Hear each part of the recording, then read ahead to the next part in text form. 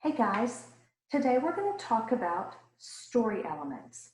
Now these are things that are not new to us. Both of our classes have learned about these when we were in school. Story elements are going to help us with the story retelling, when we retell a story, when we tell it again. Let's look at the parts of a story. First of all, every story is going to have a setting, the when and the where the story took place. It could take place in a house. That's one place. Next, you're going to have the characters of the story. The characters are the who or what does the action in the story. It could be people, it could be things, could be animals. Then we get to the problem of the story. Oh no, the problem of the story is the part of the story where the events take place, where the action takes place. Now, when you're looking at this part of the story, you're going to have a beginning part of the story, what happens in the middle of the story, and then what happens at the end of the story.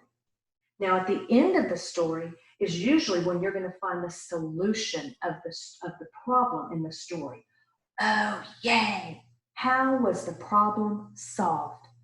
Now, I'm going to move this over, and we're going to look at all of these story elements in relation to our book that we heard yesterday, The Three Little Pigs. So let's look. When we think about the setting of the story, where did the story take place in The Three Little Pigs? If you said in the pigs' houses that they made, you would be correct. They had 1, 2, 3 houses. The story took place in the house made of straw, the house made of sticks, and the house made of bricks. Then let's look at the characters. Who were the characters of the story?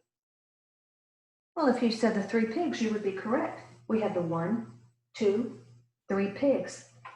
But what else did we have?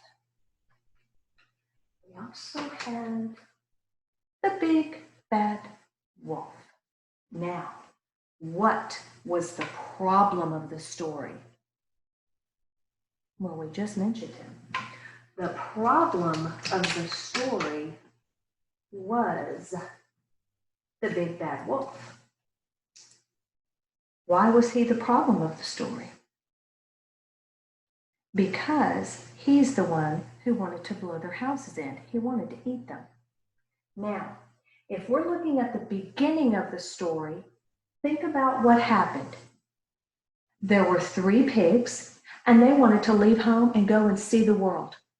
And that's when they decided to make their own homes. The middle of the story is when the problem appeared, when the wolf showed up on the scene, wanting to blow their houses down, trying to get to the pigs to eat them. What was the solution of the story?